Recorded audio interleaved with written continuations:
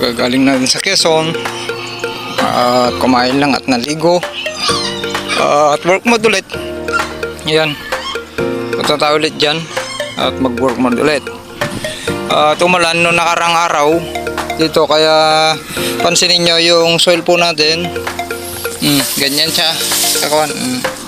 Sakto pa rin na may manaka-naka, hindi tayo papasok ng tubig dahil umulan naman. Bigyan natin ng time para humaba ng humaba at dumami yung ugat, lumalim at lumabas lahat yung ugat dito sa babaw at makapagtrabaho yung mga microorganism. Okay, sharing is caring, galingan po ninyo. At yung standing crop natin parang yung LP 2096 din nung nakarang dry season na. At least nga lang ito ay mas challenge konti dahil mas malapitan. Okay, sa kapal halos parehas na yan. Jackpot drone direct seeding, yung Jackpot 102 ng Leeds company na programa ng LGU at di Malig Isabela. At yung nung nakarang dry season na umani tayo ng 11.6 metric tons. Okay, maraming salamat. Cut po at papakain tayo dyan, no? Maglilinis at tatabunan ulit natin ito hanggang dun. Tapos ito busit natin yon at magpapadeliver tayo ulit ito. Naubos na yung isang load. Cut po. Bali naka 8 loads po tayo dito sa sakan po natin. Okay, yan. Ito na, bukas magpapapasok na tayo ng tubig. Ito na yung 3 days na nakapagtrabaho na yung mga microorganism. Tumigas yung palay natin at humaba yung ugat. Yan, ganyan ako nagpupulyar. Pag may nakita ko, sinukuha ko na para hindi ko na babalikan.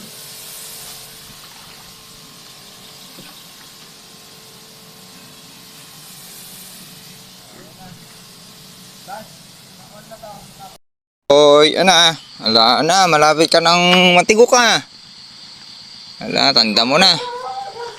Good morning, nandito tayo ngayon sa Quezon at meron tayong activities. Mag-spray po tayo. Tuloy foliar na rin para sa hybrid, para totally makabinat ng maayos. Mga portion pa na malalalim. Dati mga pisko-pisko na kailangan natin matreat. Medyo mas mabagal lang, mas ma-cancer resistant ang hybrid. Ayaw niya yung nasasaktan. Salot na herbicide natin. Sharing is caring, tara. Kaya maaga po tayo para matapos natin. Mga ka-farmers, nandito tayo ngayon. May activities yan, kanina pa. I-sprayhan lang natin yung hybrid dahil nauhuli na. Itong RC402 ay highly recommended dito sa ganitong mga sakahan. Yung nabababad at kahit yung madaling matuyuan, pwede siya. Ayan, no? Ito yung kinainan ng daga noon. Ang bilis ang recovery, tapos mabilis buminat at magsowi. Ito yung ang pangit noon, pinagpupunlan ay naka-recover na. At nag-i-spray ako. At ipapakita ko mamaya yung ganyan siya kalakas magsowi. Okay, yung hybrid ay nauhuli na, kaya kailangan nating linis na lang ang dito. May mga kunting damo pa, mabilis lang buminat. At ang maganda sa RC402, wala siyang leaf holder at hindi inaatake ng wall maggot yung langaw bukid. Unlike dito sa hybrid, doon banda sa likod, dahil nga damo naman ang problema natin doon habang nabababaran ng tubig ay may hulumagot, kaya minabuti nating isprehan nitong hybrid kasi mas darker nga yung at mas malapad yung dahon. Ito na yung hybrid natin na Jackpot 102. Okay, medyo nauhuli dito naman banda, hindi ko kasi tinira ng masyadong herbicide dito ay okay. Pero yung nasaktan ng herbicide 2 times dikitan, halos week lang yung pagitan, ay talagang madidelay po kayo. Iwasan ninyo, medyo madidelay kayo talaga ng halos 1 feet yung pagtangkad kung nasaktan na nilaw sa herbicide yung sakahan ninyo. Kaya sabi ko nga sa inyo palagi, iwasan ninyo na masaktan ng herbicide yung sakahan ninyo, yung palay, lalo sa hybrid. Maganda niyan, magpangbuto na kayo kung hindi nyo maiwasan magpangbuto. Tapos 10 to 15 days na ay kailangan mapuksan nyo na yung damo. Huwag nyo nang i-follow up dahil madidelay na kayo sa pagtangkad ng inyong palay dahilan na maiksi yung maiksi yung magiging uhay ng palay ninyo dahil na-delay kayo ng halos 1 feet sa pagtangkad. Tapos ito yung RC.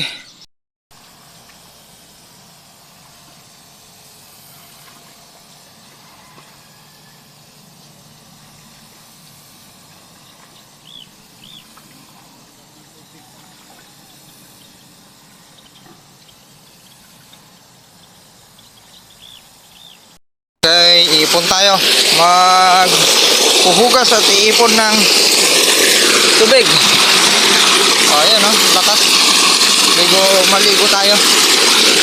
Amoy organic po yung katawan natin. So ayan, magpisaw sana hindi lag natin ulit.